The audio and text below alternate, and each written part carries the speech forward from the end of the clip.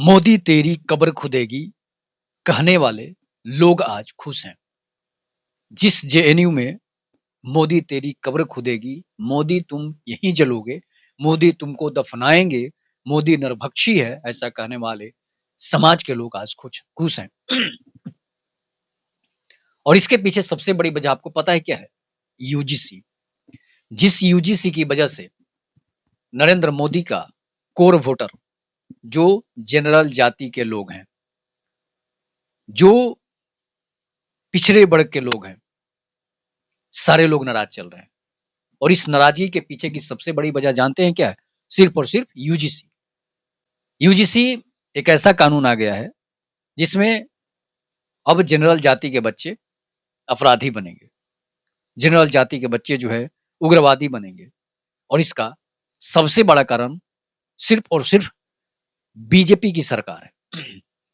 मैं इस बीजेपी की सरकार को इसलिए कर रहा हूं आलोचना कि बीजेपी जिस स्वर्ण से वोट लेकर, जिस जनरल जाति से वोट लेकर उसके साथ धोखेबाजी करी है, गद्दारी करी है, इसीलिए लोग आज इसका खिलाफ प्रदर्शन कर रहे हैं।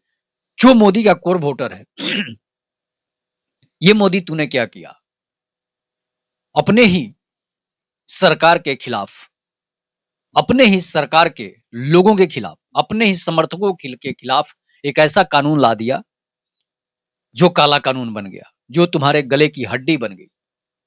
और ये कानून नरेंद्र मोदी के गले की हड्डी बन गई है।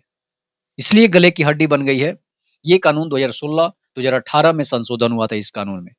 जब मोदी ने 2016 में ही कहा था मैं पिछड़ा वर्ग से आता हूं, और उसने एससी एसटी को एक्ट को और मजबूत बना दिया।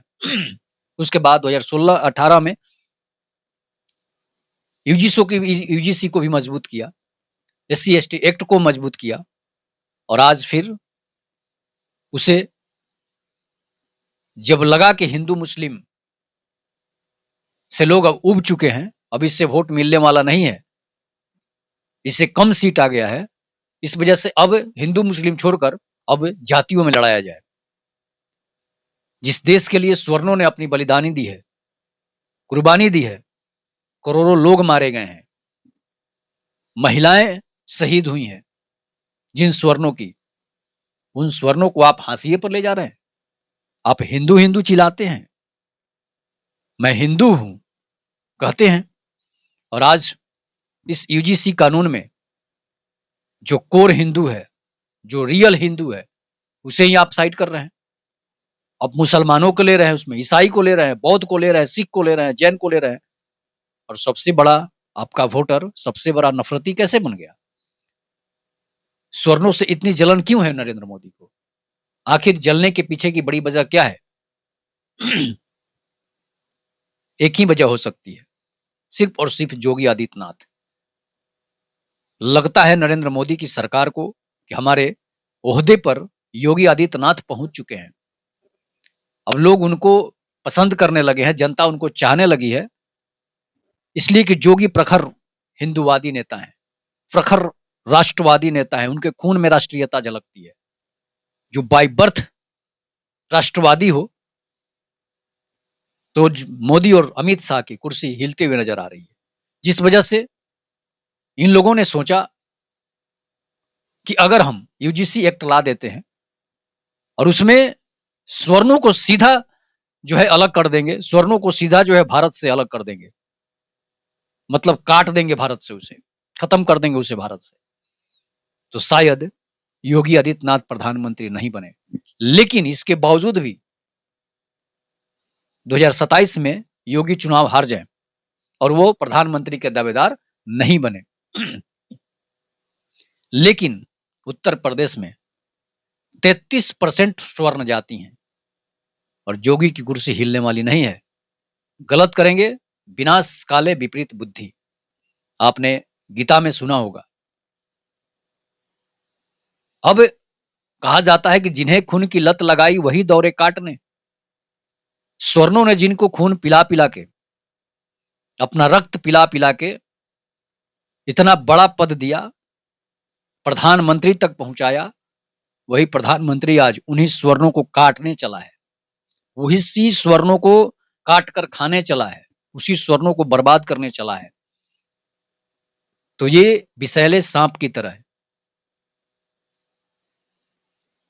तो सोच लीजिए, विषैला सांप, करैत जिसको बोलते हैं, वो सांप है बीजेपी।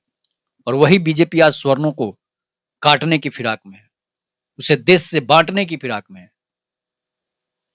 लेकिन जनता इतनी मूर्ख नहीं है। आपको अगर रखना ही था यूजीसी में, तो यूजीसी का जो नियम बना है, जो समानता की बात करता है, इक्वलिटी की बात करता है, आप अगर इक्वलिटी की बात करते हैं, तो फिर उसमें आपने जनरल जाति के लोगों को क्यों नहीं रखा? क्या प्रोफेसर अपना मौलिक अधिकार भूल जाएंगे? क्या प्रोफेसरों को मौलिक अधिकार से वंचित किया जा रहा है? तो हाँ, वंचित किया जा रहा है। अगर कोई ओबीसी और दलित छात्र जो है, चाहे वो मुस्लिम हो, चाहे ईसाई हो, चाहे हिंदू हो, वो अगर प्रोफेसर पर भी आरोप लगा देता है, तो उस प्रोफेसर की भी नौकरी जा सकती है। अब तरह-तरह के बयान आने शुरू हो गए हैं। जब इस्तीफों का दौर लगातार जारी हो रहा है, बीजेपी के बड़े-बड़े नेता जो है इस्तीफा दे रहे हैं, धरना प्रदर्शन हो रहा है। कभी गुजरात में धरना प्रदर्शन हो रहा है, तो कभी दिल्ली में धरना प्रदर्शन हो रहा है, लखनऊ में धरना प्रदर्शन हो रहा है, कहीं तो राजस्थान में धरना प्रदर्शन हो रहा है, तो कहीं बिहार में धरना प्रदर्शन हो रहा है। इन प्रदर्शनों से नरेंद्र मोदी का मुंह लटक गया है, और जिस तरह से मुंह लटका है, लगता है कि अब कुछ ही दिन के मेहमान हैं। सरकार नहीं भी रह सकती है, अगर बदलाव होता है तो रह भी सकती है। इसलिए कि स्वर्णों के पास वो ताकत है, शायद नरेंद्र मोदी को पता नहीं है। इसलिए कि स्वर्ण एक स्वर्ण एक वोट नहीं दिलाता है, एक स्वर्ण 5-5 वोट दिलाता है। अपने जेब के से पैसे खर्च करके, अपने घर से पैसे खर्च करके, दिन-रात धूप में मेहनत करके, अपने साथ-साथ अदर जातियों का भी वोट वो पोल कराता है। तो वो है स्वर्ण की ताकत। बाकी दूसरे जाति के लोग 1 रुपया बगली से पॉकेट से खर्चा नहीं करते हैं, सिर्फ एक वोट के लिए। तो सोच लीजिए, और जिस तरह से ये नियम लगाए गए हैं, ये प्रोफेसरों के भी मौलिक अधिकार का हनन हो सकता है। तो लगातार इस सिलसिले इस्तीफों का सिलसिला जारी है, और इस सिलसिले में मजिस्ट्रेट तक इस्तीफा दे रहे हैं, वकील और जज तक इस्तीफा दे रहे हैं। तो सोच लीजिए, जिलाधिकारी और एसपी भी इस्तीफा दे रहे हैं, दरोगा इस्तीफा दे रहे हैं। कहीं सेना के लोग इस्तीफा देने लगे, इसलिए कि सबसे ज्यादा सेना में स्वर्ण ही है। सबसे ज्यादा सेना में, चाहे वो मिलिट्री हो, वो बीएसएफ हो, या किसी भी फोर्स हो, सबसे अधिक नौकरी करने वाले हैं तो वो जनरल ही जाति के लोग हैं। अगर उनको आप पढ़ने नहीं दीजिएगा, उनको नेता नहीं बनने दीजिएगा, तो जिस दिन सेना ने विद्रोह कर दिया, सेना के लोग जिस दिन सेना के स्वर्ण जाति के लोग जिस दिन इस्तीफा देना शुरू कर दिए, उस दिन मोदी जी, आप भारत में नहीं रहेंगे, आप आतंकवादियों के कब्जे में हो जाएंगे। तो जो हिंदू हिंदू आप चिल्ला रहे हैं ना, हिंदू हिंदू करके वोट लिए हैं ना, तो फिर वही जेएनयू वाला नारा आप पर सटीक बैठ जाएगी। और वही जिसको आपने यूजीसी में शामिल किया है, वही लोग आपकी कब्र खोद देंगे। और जिस ओबीसी की आपने जोड़ा है, उस ओबीसी की ऐसी-ऐसी जातियां हैं जो आपको जीते जी कभी वोट नहीं देगी। वो सिर्फ इस यूजीसी से खुश है कि उसे फायदा मिल रहा है, लेकिन वो आपको वोट करने वाली नहीं है। कुछ ओबीसी जातियां हैं जो आपको वोट करती है, लेकिन कुछ ओबीसी की फाइटर जो जातियां हैं, ओबीसी के जो दबंग जातियां हैं, जिस पर सबसे ज्यादा केस एससी एसटी एक्ट का होता है, वो जाति आपको वोट कभी नहीं करेगा। और रोहित वेमुला, पायल और सोलंकी की जो घटना हुई है, उसे प्रताड़ित करने वाले जनरल जाति के लोग नहीं थे, जनरल जाति के स्टूडेंट नहीं थे, उसे प्रताड़ित करने वाले ओबीसी समाज के ही लोग थे, जिसकी वजह से उन लोगों ने आत्महत्या करी है। और ओबीसी ओबीसी को प्रताड़ित करता है, तो आप जनरल पर नियम लगाते हैं, तो ये सरासर संविधान के खिलाफ है, न्याय के खिलाफ है, और ये स्वर्णों के साथ गद्दारी होगी, ये स्वर्णों के साथ जो है धोखेबाजी होगी। कि आप उनसे वोट लेकर आप उनके साथ धोखेबाजी कर रहे हैं। स्वर्णों को भी जीने का हक है। इस पर अब चंद्रबाबू नायडू भी स्वर्ण है, नीतीश कुमार भी गुजरात में जनरल जाति में आते हैं, बनिया समाज भी जनरल जाति में आता है, ब्राह्मण समाज भी जनरल जाति में आता है, शेख सैयद पठान भी जनरल जाति में आता है, सिख और जैन बौद्ध भी जो है जनरल जाति में आते हैं। कितनों को आप तोड़िएगा, कितनों को आप बांटिएगा। एकनाथ शिंदे भी स्वर्ण जाति में आते हैं, देवेंद्र फडणवीस भी स्वर्ण जाति में आते हैं, हेमंत बिश्व शर्मा भी स्वर्ण जाति में आते हैं। तो इन राज्यों में राजस्थान के सीएम भजन लाल शर्मा भी जनरल जाति में आते हैं, पुष्कर सिंह धामी भी जनरल जाति में आते हैं।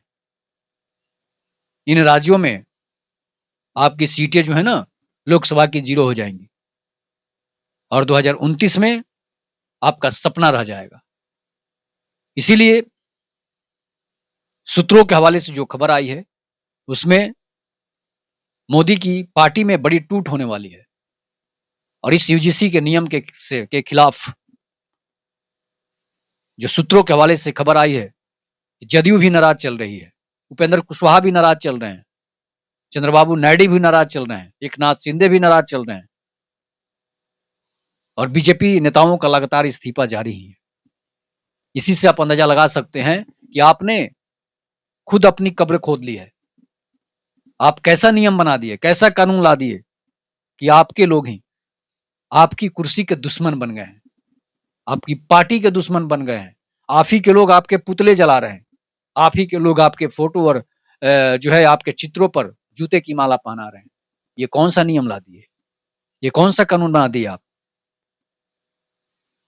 ये कानून कहीं आपके गले की हड्डी न बन जाए, इसलिए इस कानून को आप बदलाव कीजिए या तो इसको वापस लीजिए।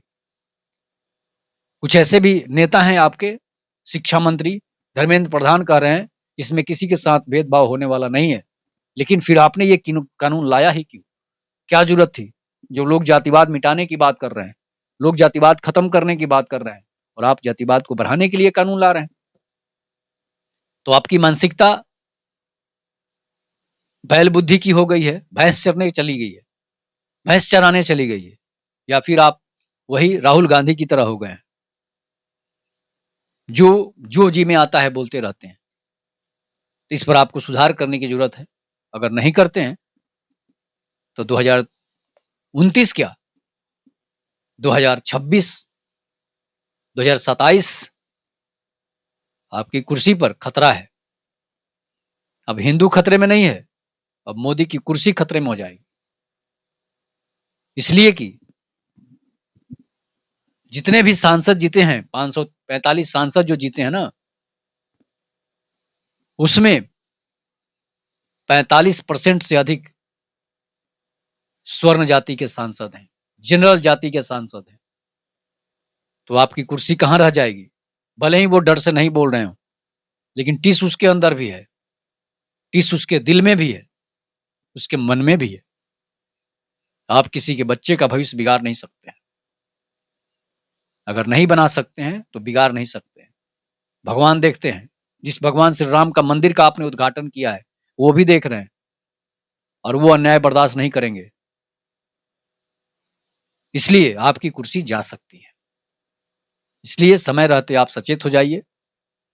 आप हिंदू हिंदू कर रहे हैं, हिंदू हिंदू ही करिए, जाति जाति चिल्लाइएगा, जाति जाति करिएगा तो जातिवाद का खेल बहुत गंदा होता है।